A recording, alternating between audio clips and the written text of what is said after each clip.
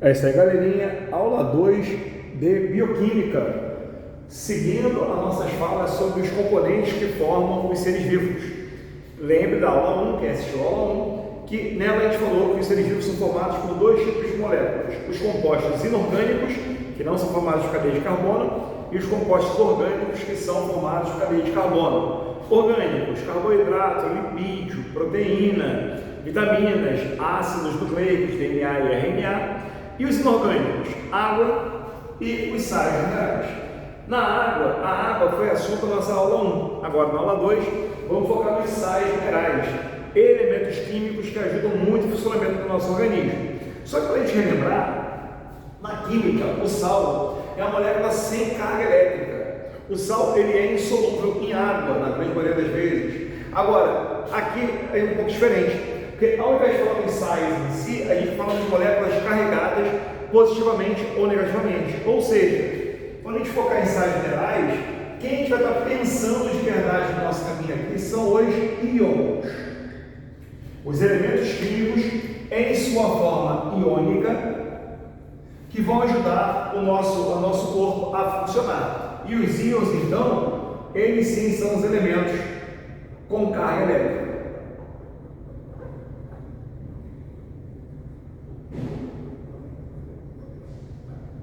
Esses íons são divididos em dois grupos diferentes.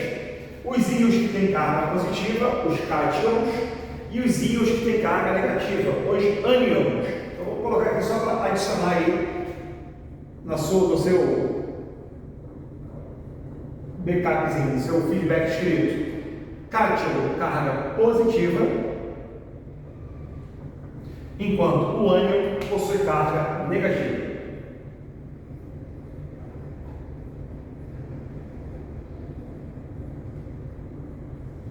Bem, talvez dê para você entender, olhando aqui rapidamente no quadro, nem todos os cátions e ânions foram colocados por mim nessa aula. Coloquei só alguns principais para falar com vocês. E esses caras geralmente são tocados no assunto de novo quando a gente fala de citologia e fisiologia animal ou humana normalmente, tá? Então você vai falar hoje de cálcio, ferro e outros sais, e outros íons, mas depois a gente vai reforçar isso em aulas futuras ou quando você estudar outras partes da biologia, beleza? Primeiro sal, então, primeiro íon, primeiro cátion é o cálcio. O cálcio é famoso para a gente porque ele é o principal sal presente nos nossos ossos.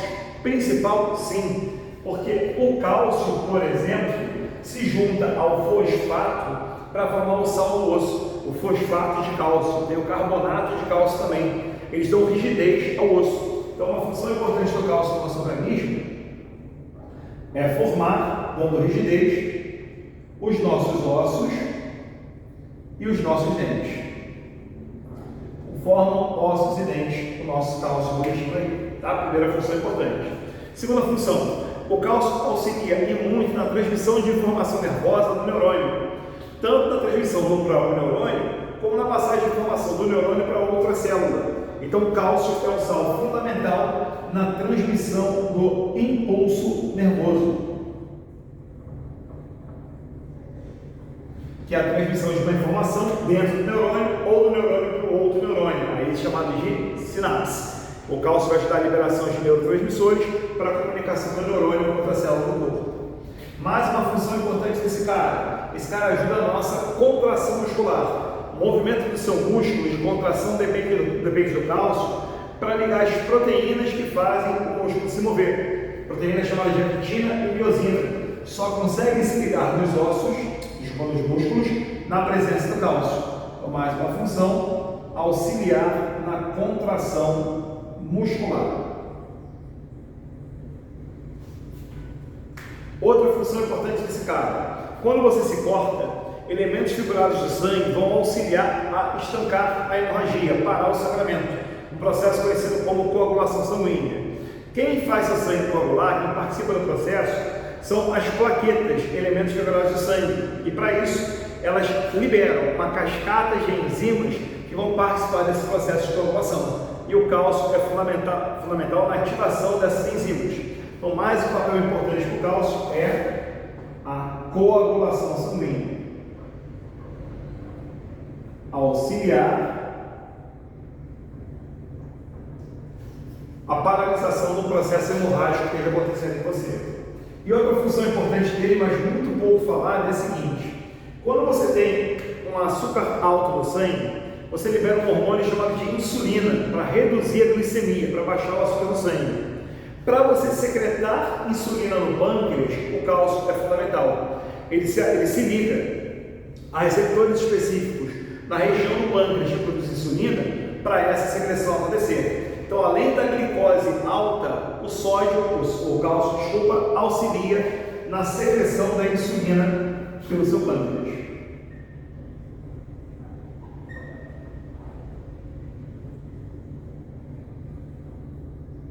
Algumas funções do cálcio aí para vocês, beleza? Lembrando que cálcio é um sal mineral que você consegue obter, por exemplo, se alimentando de carne, tomando leite, boas fontes de cálcio para a gente. Tranquilo? Segundo sal, galera, o ferro. O ferro na sua forma iônica está aqui na forma de íon ferroso.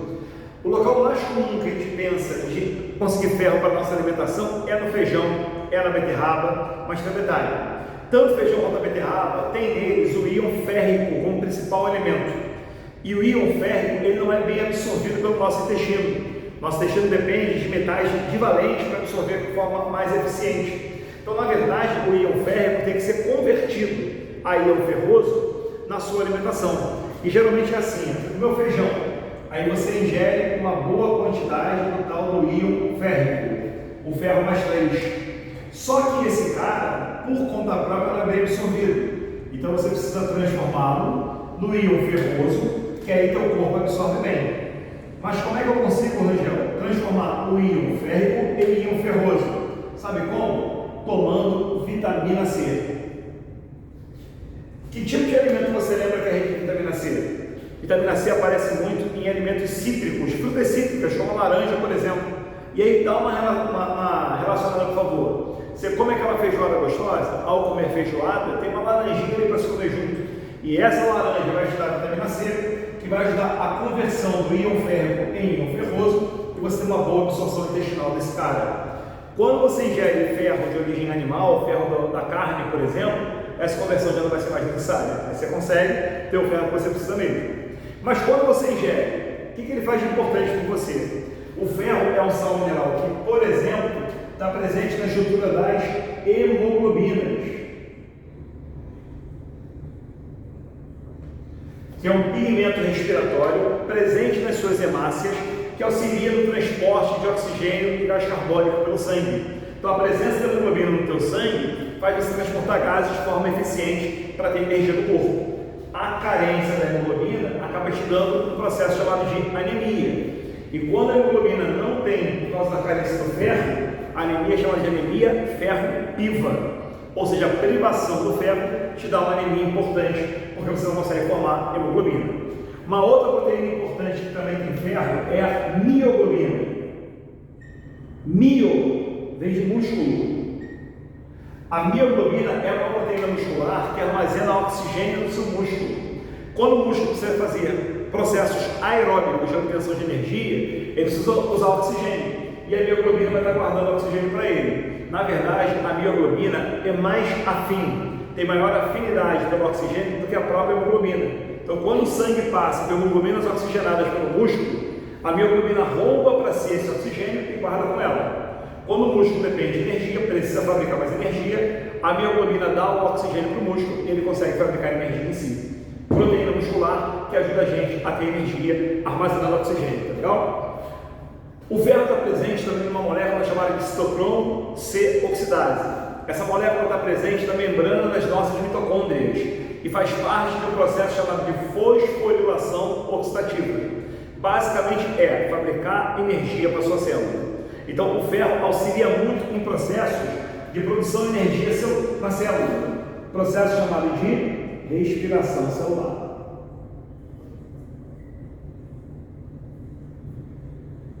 Uma outra proteína que contém ferro na sua estrutura química é a ferridoxina. A ferridoxina é uma proteína que está presente no cloroplasto de plantas e de algas também, e auxilia na fase clara da fotossíntese, que também é uma fase energética. Então esse cara vai ajudar também a fabricação de energia pela planta para fazer o alimento dela, para produzir a matéria orgânica do seu organismo. A presença do ferro na ferricina auxilia em processos de fotossíntese. Então aqui estão algumas funções importantes do ferro no nosso organismo. Legal? Mais cátions importantes. O sódio. O sódio que você obtém em sal de cozinha, ele é muito importante para o corpo para a transmissão de informação nervosa. O balanço entre sódio e potássio no meio intra e extracelular, na membrana da sua célula, cria uma diferença de potencial elétrico, uma carga elétrica. Essa carga elétrica, esse potencial elétrico, é que ajuda você a transmitir informações nervosas para o corpo. Então, tanto o sódio quanto o potássio, o balanço entre eles, dentro e fora da célula, permite que você consiga transmitir informação nervosa para o organismo. Esses dois caras são responsáveis, então, pela transmissão do seu impulso nervoso junto com o íon de cálcio, tá? Impulso nervoso aqui também.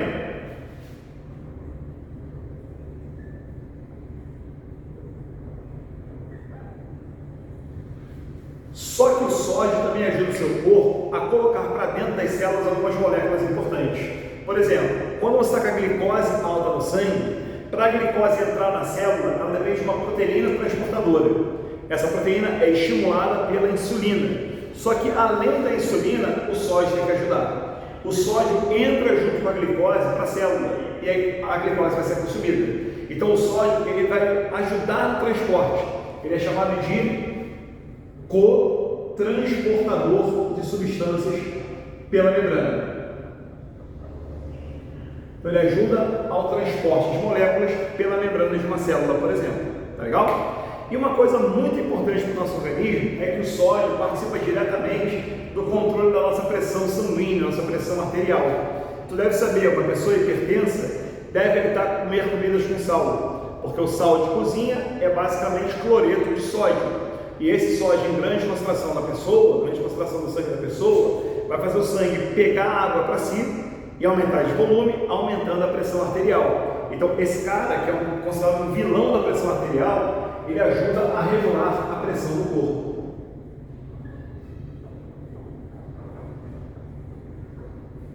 Você deve conhecer a história de quando uma pessoa tem pressão baixa, bota sal embaixo da língua da pessoa. Olha, o que eu vou te indicar se você não sabe o que fazer, não faz não, tá? Porque a pessoa pode estar com hipertensão, tendo sintomas que enganem você, e você acredita que ela está com pressão baixa, e aí quando você bota a sal embaixo da língua, aumenta a pressão ainda mais, muito perigoso. Mas para pessoas que sabem fazer, sabem identificar, se a pressão estiver baixa, botar sal embaixo da língua para a absorção do sal pode ajudar a aumentar a pressão. Não acho que seja válido fazer um processo desse, mas a comida com sal em excesso acaba ajudando a aumentar a pressão arterial, beleza? O potássio, além de ajudar na transmissão do impulso nervoso, é muito utilizado por vegetais, por exemplo, para inchar e desinchar suas células. Existe uma estrutura em planta chamada de estômato. O estômato é por onde o vegetal transpira e troca gases, absorve e perde gás carbônico ou oxigênio, por exemplo. E esse estômato é formado por células que se abrem e se fecham, na verdade, abrem e fecham espaços entre elas. Para abrir o espaço, a célula fica inchada, ela absorve potássio, depois absorve água, incha e ao inchar abre uma cavidade entre essas células. Por essa cavidade, a planta ou perde água para o meio ou troca gases com o ambiente. O potássio ajuda na regulação hídrica das células, ter água ou não dentro das células. Por isso, o estômago se abre ou se fecha. Então, mais uma funçãozinha para o potássio aqui, a regulação hídrica nas células dos seres vivos. Mais um caso, o magnésio. O magnésio para os vegetais é importantíssimo na fotossíntese, porque o magnésio é um constituinte da molécula de clorofila. A clorofila contém magnésio. E é a presença desse cara no organismo vegetal permite a produção do pigmento fotossintetizante, que permite a absorção de energia luminosa e o início da conversão em energia química. Fotossíntese, magnésio é muito importante. E no meu corpo que não faz fotossíntese, qual é a relevância do magnésio? O magnésio no nosso corpo é uma coenzima, é um cofator enzimático. Ele se liga a algumas enzimas permitindo o bom funcionamento das enzimas no organismo. Então, funções importantíssima desse cara é ser um cofator enzimático. Mas já só tem esses 5 cátions aí? Não, tem mais. Mas eu falei de alguns mais importantes para vocês. Assim como, vou falar só dos 4 ânions, bem rapidinho, mas os mais importantes e relevantes também. Primeiro, o iodo, o iodeto. Esse iodeto, esse iodo, é fundamental para o funcionamento da nossa glândula tireoide. Você produz hormônios da tireoide à base desse hormônio aqui. Ele é um constituinte, deixa eu pôr hormônio não. Você constitui hormônios da tireoide abaixo desse íon aqui, que é um constituinte dos hormônios. O iodo você consegue ingerir do sal de cozinha, o sal refinado. Depois do refinamento do sal, é iodado o sal, coloca o iodo no sal, para quando você ingerir, conseguir um bom funcionamento da sua glândula tireoide. Então, esse cara é fundamental para a produção de hormônios da tireoide, que são hormônios que auxiliam na sua velocidade metabólica. Tá? Então, ele faz parte, ele compõe hormônios da tireoide. Função do iodo aí na sua vida. O cloreto, o cloro presente no nosso estômago ativa enzimas estomacais que fazem a digestão. O pepsidogênio é ativado a pepsina na presença do ácido clorídrico e mantém o ambiente ácido, onde, além de uma barreira imunológica, essa acidez ajuda as enzimas de digestão a funcionar de forma eficiente. Então, o cloro ele auxilia a digestão do estômago.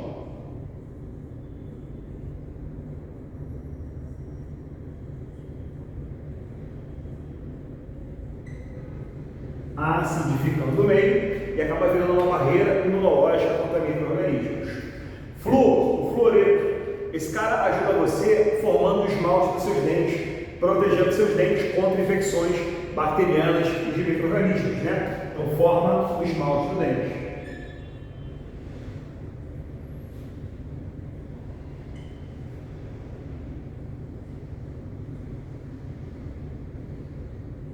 E por último, o fosfato. O fosfato é um sal utilizado para a formação do nosso DNA, do nosso RNA. As moléculas básicas que formam o DNA e RNA, os nucleotídeos, têm fosfato presente nela. Então, a primeira coisa importante, formar